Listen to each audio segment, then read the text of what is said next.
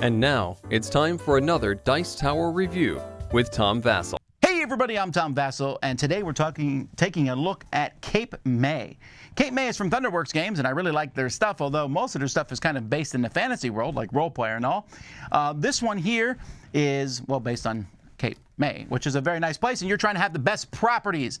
Of course you want the best properties. You want to have those beachfront properties, and that's what this game is all about. So we're going to take a look here at a game where you get several actions. You'll have 36 actions over the course of this game to move around the board, build properties in the right spots. Here's how you play. The game is going to take place in 12 months of the year. Each month is a different season. That season has to do with some event cards. At the beginning of season 2 onward, you will flip an event card and do what it says.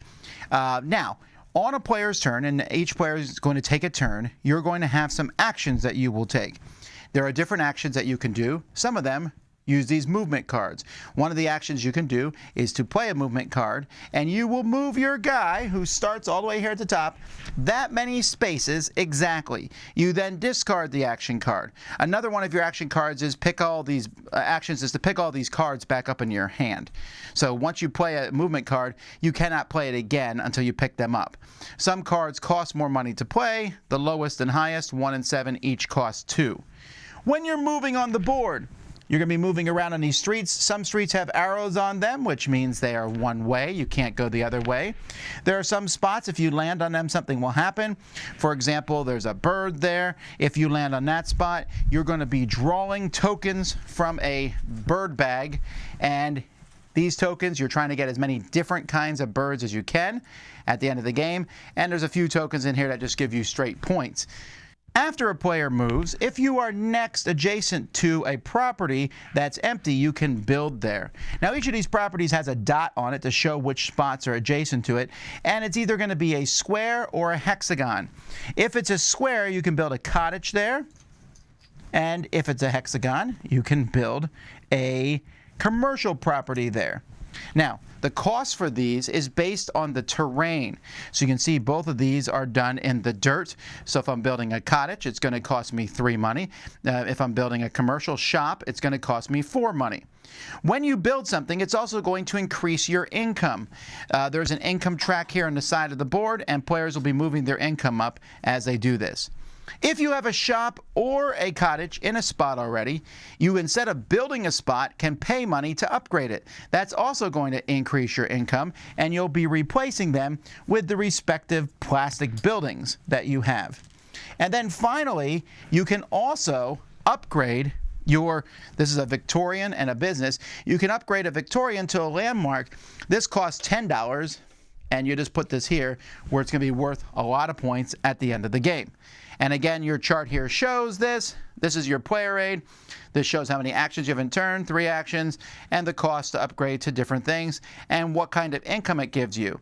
If you land on business, if you build a business, not only does it increase your income, but you're also going to get to draw a card. These are called upgrade cards, and they're next to the board. You always have one face up, so this one, for example, just gives 3 points, or you can draw from the face down. You may treat diagonally adjacent lots as adjacent, so they might give you special abilities, and the upgrade card that you take will depend on the terrain you build it on. When playing movement card 2 or 6, you pay 0 instead of $1. So that's one set of cards that comes with the game.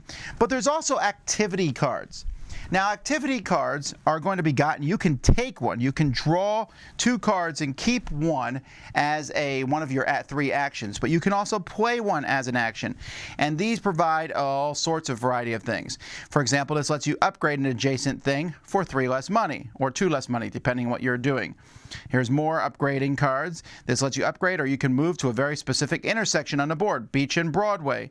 Here you can build on any empty lot, or you can move 8 spaces. So these are pretty cool cards, and you'll be able to use these. You can also draw 3 of these cards and keep 2 of them if you stop on the pier. Also notice, by the way, you can build on these pier spots. They count as beach spots on the board. So there are 7 different actions that you can take. You can play a movement card. You can build. You can upgrade. You can draw one of these activity cards, or 2 cards and keep 1. You can play one of them. You can pick up all your movement cards. And finally, you can just take money, 3 money. Now, As you move this lighthouse around the board, like I said, at the beginning of a round, you will draw an event. Events can be good or bad. Like, for example, this one here says each player gets 2 for each Victorian landmark they own in the gravel and grass zones. And if it's autumn, you also get 2 for each Victorian landmark in the dirt zone. So a lot of these will change. Like here, all build and upgrade actions cost 1 more this round. If it's winter, they cost 2 more instead. So some of them are positive, some of them are negative.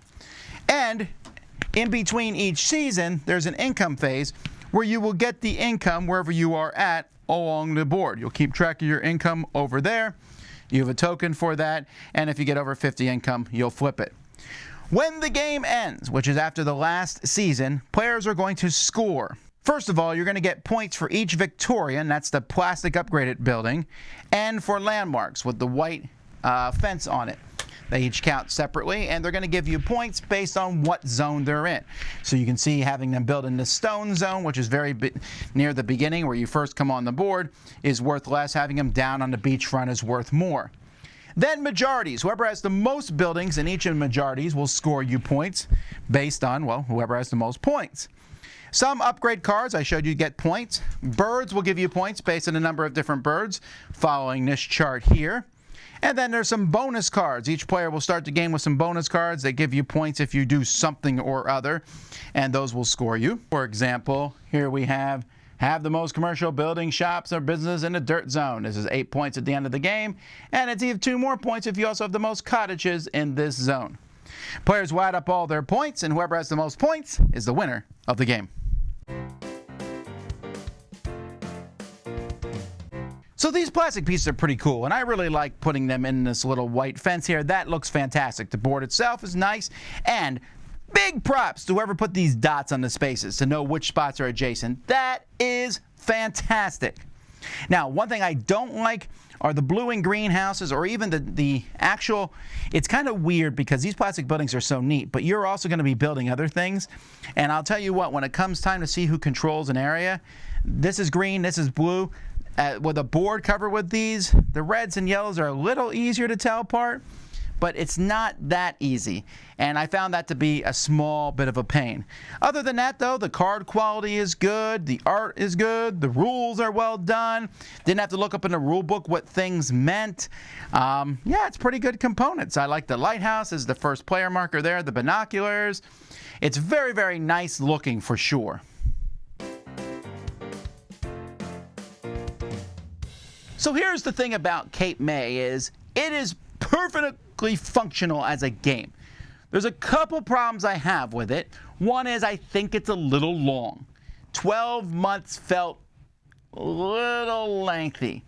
Secondly, I really dislike the way player turn order goes because it's 1, 2, 3, 4. Then we pass the turn order token 1, 2, 3, 4. So if you go first, you wait then 7 turns before you go again. That's just not very interesting because you're just watching other people go. That's a minor complaint. My biggest complaint about it, I think, is that the game feels like there's a few things in it that aren't really needed. Like there's this whole pull birds from the bag, which is very random. So you just do it, I guess, if there's nothing else to do. You can be like, I'll go for the bird strategy. You might even get some upgrade cards that help make birds better, but the bird strategy doesn't matter if you pull a lot of birds that are the same from the bag. And there's one-way streets in the game. Why? Because you just have to go one way down that street. And it just felt like an extra thing. Also, the game kind of has a very strong ebb and flow. You can build houses and cottages and, upgrade them at the beginning of the game, but they don't increase your income. And money makes the world go round. You have to get income in this game. So the game feels like on turn 1, you run and grab a shop in an expensive place that will increase your income. And then round 2, you might build another shop. And that way, when spring is over and summer's here, I have a whole lot of income. Now I can start building houses.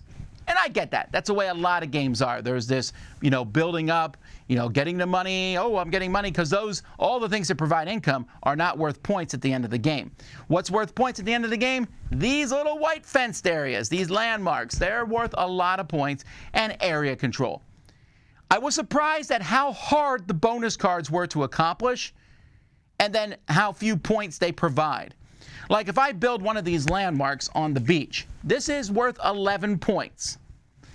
It's worth 5 points if I build it in the easiest area, in the stone area. But it's worth 5 to 11 points. Most of the bonus cards are 6 to 8 points. And they are like, have 4 different buildings in the sand and 4 different buildings in the stone. That's a lot of work. This is a lot easier. I felt the bonus cards weren't worth it. I also thought the events were a little all over the place. It's great when you're doing a strategy, right? And then there's a fire in one section of town and you can't build there, or it's harder to build in that spot this turn. But that's exactly my whole strategy. Now I got to change it. Why do I have to change it? Because of clever play from my opponents? No, because of a random draw of a card. But I say all that and the game still works. It's fine. There's a lot of interesting ideas. Nothing particularly new. I like to play a card, the movement card, and you have to pick them back up, although picking up movement cards feels like a very wasted action, but I get it. I think that idea of picking up all your cards works better in a game with quicker turns, like Century Spice Road. Here, it's like, oh, I got to do this action. But again, I know that that's part of the game. I really like the action cards that you can buy, or not buy, but spend an action getting one and play them because they're cool. They let you do all sorts of neat things. But all in all, this feels like a very, very, very, very, very okay game. It works. It's fine. I don't hate it. I'll play it. That's not like stellar review material, right? It's the kind of game where I'd say, yeah, why not, I guess. Is there any other game we can play? And in 2 years, I'll go, Cape May, that was that game about building buildings somehow? That feels a little unfortunate, right? There's so many games coming out. And Cape May is such a nice tourist attraction that I wish this had just a little bit more oomph to it. Just feels like it could have been, the screws could have been tightened a little bit more to make it a little faster, to make it a little bit more memorable. As it is, I think a lot of people will enjoy a couple plays of it. I just don't think a lot of people will be playing it much more beyond that. But hey, I could be wrong because I've been told I've been wrong many times before. I'm Tom Vasel, and this has been my review of Cape May. We'll see you next time on the Dice Tower. Dice Tower Judgment, it's fine.